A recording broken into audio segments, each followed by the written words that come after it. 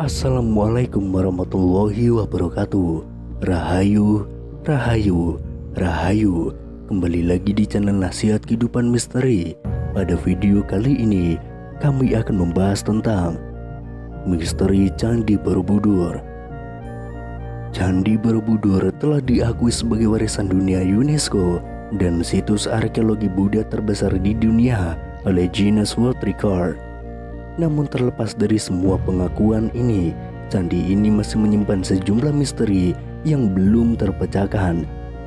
Candi Borobudur yang terletak di Kabupaten Magelang, Jawa Tengah ini selama berabad-abad terkubur di bawah gundukan tanah menjadi serupa bukit penuh dengan semak belukar dan ditumbuhi pohon akibat letusan Gunung Merapi. Lantas pada tahun 1814 atas peranan Gubernur Jenderal Britania Raya Thomas Stamford Raffles, candi ini mulai menjadi perhatian pemerintah kolonial. Raffles jugalah yang pertama kali menuliskan nama Borobudur dalam bukunya History of Java.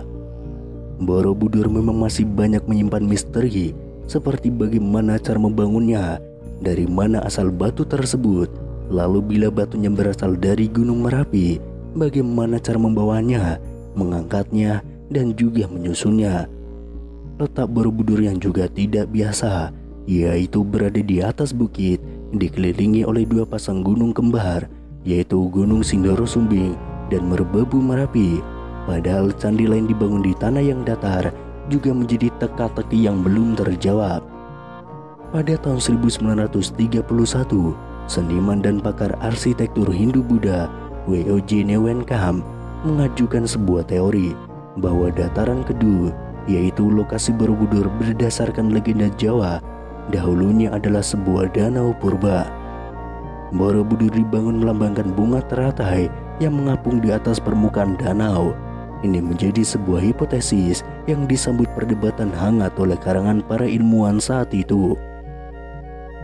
Di dalam bukunya Fit Borobudur Mir atau Danau Borobudur, Newenkam beranggapan desain arsitektur Candi Borobudur pada dasarnya merupakan representasi dari bentuk bunga padma atau lotus, simbol kesucian dalam Buddhisme. Desain bangunan ini diibaratkan menyerupai ceplok bunga teratai dengan daun dan bunganya mengelilingi bakal buah yang terletak di tengah-tengah kolam, tulis Newenkam. Pada awal 1932, Newenkam kembali menulis opininya di jurnal Netherlands in the Oud and New. Dia mengatakan bahwa bangunan raksasa itu didirikan melukiskan bunga teratai sebagai penghormatan atas Buddha Maitreya. Menurutnya secara mitologis, sosok ini dinarasikan lahir dari rahim bunga teratai. Borobudur ialah bangunan bunga teratai raksasa dari jutaan kubik batu andesit yang menyembul di atas tengah sebuah danau. Pada tahun 1937, dirinya kembali melakukan penelitian lanjutan dengan mempelajari topografi daerah di sekitar Candi Borobudur. Hasil penelitian ini pernah dimuat dalam harian Algemeen Handelsblad pada 2 Mei tahun 1937, lengkap dengan gambar peta dan daunnya. Dari rekonstruksi diandaikan Candi Mendu dan Candi Pawon yang berada pada garis lurus dengan Candi Borobudur berada di dataran dengan lokasi di tepian danau. Dari Candi Pawonlah, kata Newenkam, dapat diperoleh panorama Borobudur yang paling bagus. Sementara itu, untuk membuktikan hipotesisnya ini, Newenkam menunjukkan beberapa nama desa di sekitar Candi Borobudur yang berhubungan erat dengan danau dan air, seperti Tanjung Sari, Bumi Segoro, Sabrang Rowo, atau Segaran. Tetapi mendengar hipotesis itu, Theodor van Erp, orang Belanda yang juga berjasa memimpin pemugaran Candi Borobudur, langsung menyanggahnya. Dirinya tentu memahami benar segi-segi teknis bangunan ini. Dalam catatan van Erp, Candi Borobudur dibangun dari 2 juta kubik batu andesit, terdiri dari 1460 panel bergambar dan 1212 panel dekoratif, dan juga 504 patung Buddha 3 dimensi plus 1 stupa besar dengan diameter 52 kaki. Berdasarkan pengetahuan dan argumentasi dari segi teknis bangunan itulah, Van Arp mengkritiki fantasi Neuenkamp yang disebutnya ngawur. Pasalnya hipotesa ini tidak didasarkan prasasti yang menyebutkan adanya lingkungan danau di sekitaran candi. Walau demikian, sejak Neuenkamp mengemukakan hipotesisnya ini, dirinya berhasil merangsang ilmuwan lain agar membuktikan hal ini. Beragam ilmuwan hingga tokoh nasional pun mulai mencari pembuktian akan hipotesis ini. Pada tahun 1964, ketika pemerintah Indonesia merencanakan pembangunan Tugu Nasional, hipotesis ini kembali mencuat. Presiden Soekarno menyarankan replika Candi Borobudur ditempatkan pada lanskap danau supaya tampak lebih indah. Merespon ide tersebut, dikerahkan tim geologi Bandung untuk melakukan penelitian lapangan di daerah Borobudur. Hasilnya ditemukan adanya sisa-sisa lapisan endapan tanah yang memberi kesan bahwa sebagian wilayah itu dulunya pernah digenangi air.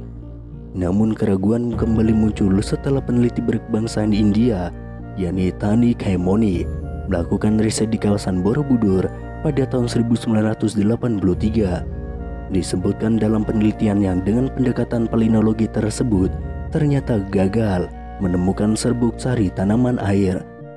Dalam bukunya Palynological Investigation on the Borobudur Monument, dirinya berhasil menyimpulkan bahwa tidak ditemukan sedikit pun polen sebagai indikasi adanya tumbuhan-tumbuhan rawa atau tanaman air. Maka berarti bisa disimpulkan bahwa tidak ada lingkungan danau di kawasan sekitaran Candi Borobudur. Tetapi pada tahun 1986, wacana danau di sekitar Candi Borobudur kembali mengemuka setelah adanya riset dari J.J. Nosin dan Caesar Voute yang menggunakan analisis geoformologi. Berdasarkan interpretasi foto udara plus observasi lapangan, dari hasil penelitian ini mereka menyimpulkan bahwa dataran di sekitaran Candi Borobudur memang pernah menjadi lingkungan danau, tapi bukan pada masa dinasti Selendra, namun jauh saat bumi masih zaman kuater, yakni 600.000 tahun yang lalu. Riset ilmiah tidak berhenti di situ. Geolog asal Indonesia, Helmi Wurwanto, memiliki bukti dan hipotesis lain. Dengan pendekatan geologi, dirinya justru menemukan endapan batu lempung yang mengandung serbuk sari tanaman komunitas rawa. Sedangkan berdasarkan penelitian radiokarbon C14 dengan mengambil berbagai sampel dari area seluas 10 x 8 km di sekitar Candi Borobudur, dia sampai pada kesimpulan bahwa lempeng itu mengandung serbuk sari tanaman air. Dari sinilah dirinya menyimpulkan terbentuknya lingkungan danau sudah terjadi mulai kala Pleistosen atas dan berakhir jauh setelah Candi Borobudur itu dibangun, yakni pada kisaran akhir abad ke-13.